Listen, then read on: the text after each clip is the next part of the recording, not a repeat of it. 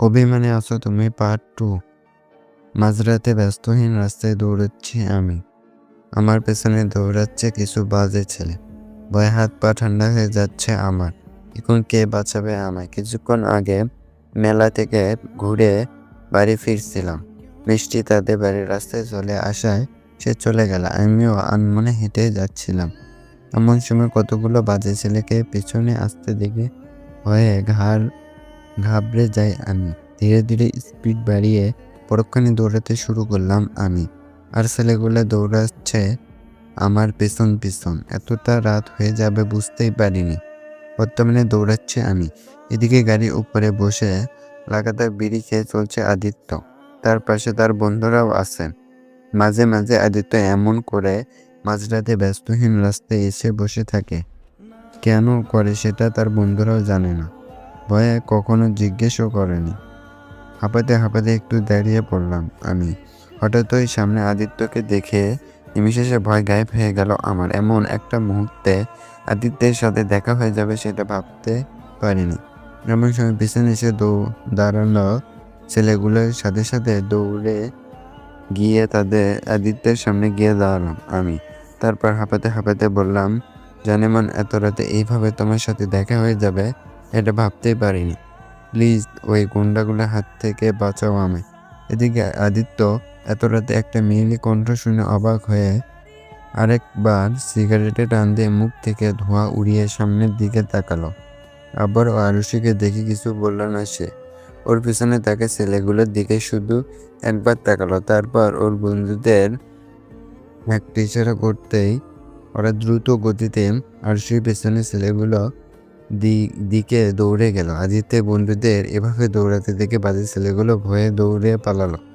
এদিকে আমি এইভাবে ছেলেগুলোকে দৌড়াতে দেখে খুশি হয়ে বললাম, থ্যাংক ইউ জানেমান। আমার কথা শুনে আদিত্য গাড়ি থেকে নেমে এসে বলল গম্ভীর আওয়াজে, এত রাতে এখানে কি করছো? ও কিছু নেই, একটু বান্ধবীর সাথে মেলায় ঘুরতে এসেছিলাম। এমন সময় আদিত্যের বন্ধু এসে বলল, ভাই সবগুলো ভয় পালিয়েছে। ছেলেটির কথা শুনে আমি খুশি হয়ে বললাম, চলে গেছে, খুব ভালো। তা তোমরা এত রাতে কি করছো এখানে? ও কিছু না, একটু হাঁটতে বেরিয়েছিলাম। ও গাড়ি করে হাঁটতে বেরিয়েছে।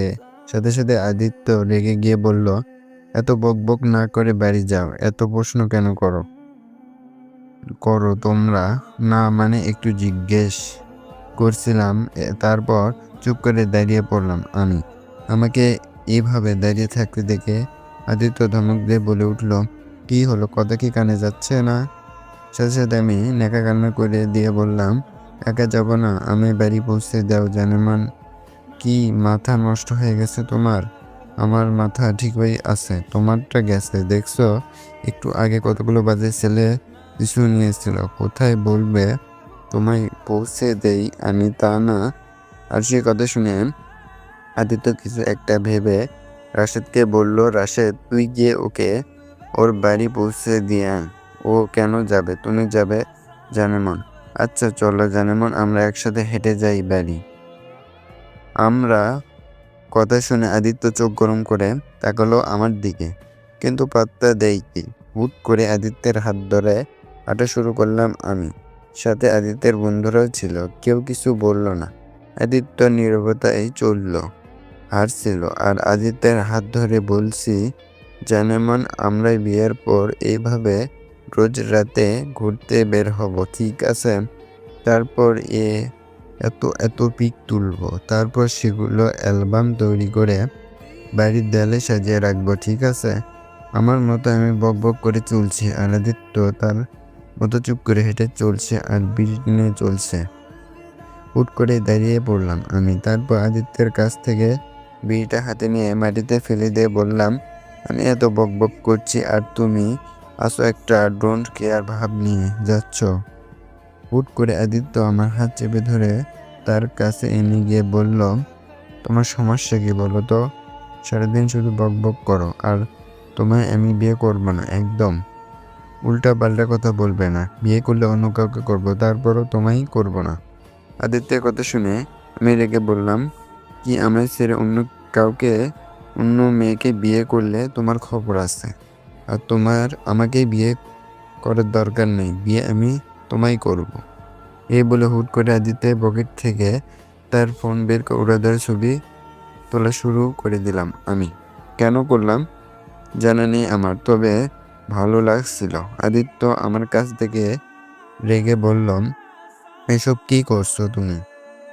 তুমি যাতে আমায় ছেড়ে অন্য কাউকে বিয়ে করতে না পারো তার ব্যবস্থা করছি। এই বলে আদিত্য খুব কাছে ছবি তোলা শুরু করে দিলাম আমি।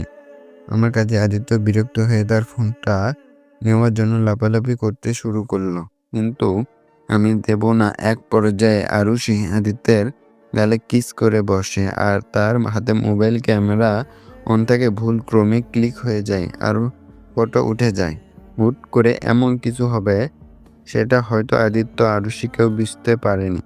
আদিত্য তার ফোনটা হাতে নিয়ে চেঁচিয়ে বলল, এসব কি করলে তুমি বেয়াদব মেয়ে? আদিত্যের ধমকে কেঁপে উঠছিলাম আমি। পরক্ষণে কিছু না ভেবে দৌড়ে আদিত্যের কাছ থেকে চলে আসলাম আমি।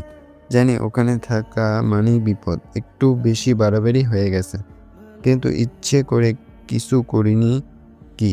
আর আদিত্য রাগে গজগজ করতে করতে চলে গেল। আজ আর হাজারটা গালি দিতে লাগলো।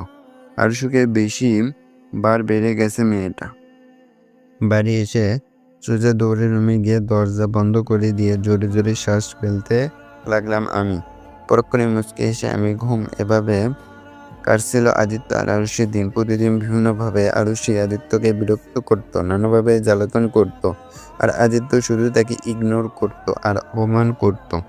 আরুষি ভেবেছিল কখনো না কখনো আদিত্য তাকে ভালোবাসবে, তার প্রতি একটু হলেও ফিলিংস ছিল আদিত্যের। কিন্তু তার এই ধারণা ভুল প্রমাণিত হলো সেদিন। আজকে ভার্সিটি নবীনবরণ অনুষ্ঠান। এ বছরে যারা নতুন ভার্সিটিতে ভর্তি হয়েছে তাদের জন্য, আর আমি সিনিয়র হওয়ার জন্য তার দায়িত্ব আমাদের উপর পড়ছে। আজকে সবাই শাড়ি পরে ভার্সিটিতে যাবে, আমিও যাব। ভাবতে খুশি খুশি লাগছে খুব। শাড়ি বারবারই ফেভারিট আমার। একটা কলাপাতা রঙের শাড়ি পরে নিলাম, চুলগুলো খুলে দিলাম, চোখে হালকা কাজল, হালকা মেকআপ দিয়ে আমি তৈরি। এমন সময় রুমে আসলো মিষ্টিও শাড়ি পরেছে। তারপর দুজনে খুশি হয়ে চলে গেলাম ভার্সিটিতে। দুপুর দিকে প্রায় সবার স্যার ম্যামদের ভাষণ শেষ, অনুষ্ঠান প্রায় শেষের দিকে। একবার বিরক্ত মাখা মুখ নিয়ে বসেছিলাম আমি। এদিকে আদিত্য তার বন্ধু বান্ধব একটা ছেলেকে ধরার জন্য দৌড়াচ্ছিল। ছেলেটি দৌড়, ছেলেটি ড্রাগ পাচার করতো আর আদিত্য এটা জানতে পেরে যায় কোনোভাবে। আর ছেলেটি ধরার জন্য দৌড়াচ্ছে আদিত্য। আদিত্যের সামনে থাকা ছেলেটি দৌড়াতে এক পর্যায়ে একটা ভার্সিটির ভিতর চলে যায়, আর তার পেছন আদিত্যও ভিতর ঢুকে যায়। যার কালো করতালির মাধ্যমে অনুষ্ঠান শেষ হয়। সবাই বাড়ি ফেরার উদ্দেশ্যে রওনা হব। এমন সময় চারদিকে গুলির শব্দের সাথে সবার দৌড়াতে দেখে ঘাবড়ে গেলাম আমি। সবাই দৌড়াচ্ছে কেন?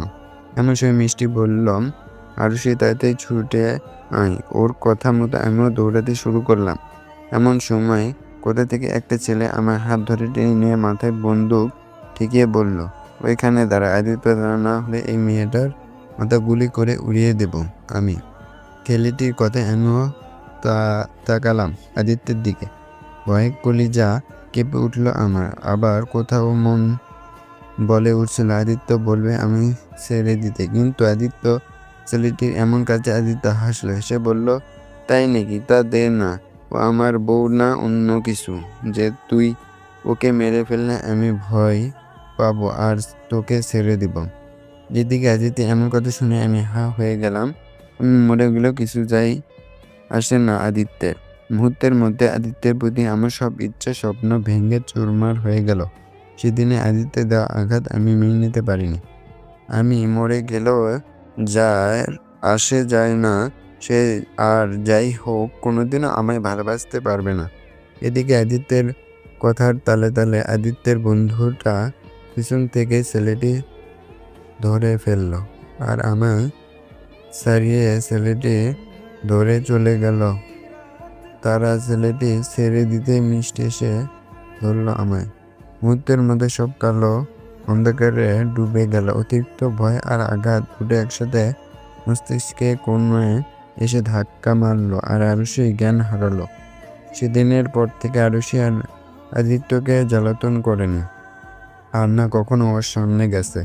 পুরো 1 মাস ঘরবন্দি থাকছে সে, না কারোর সাথে তেমন কথা বলছে, শুধু রুমের ভিতর বসে আদিত্য সব স্মৃতি একে একে দাফন দিয়েছে। এর ভিতর তার বাবা মাও তাকে বিয়ের জন্য তাড়া দিচ্ছিল আর সেও রাজি হয়ে যায়। কিন্তু এইভাবে হুট করে আদিত্য এমন কিছু করবে সেটা কল্পনার বাহিরে ছিল আরুষি। কি হলো, গাড়ি থেকে বের হও, আমরা এসে পড়েছি।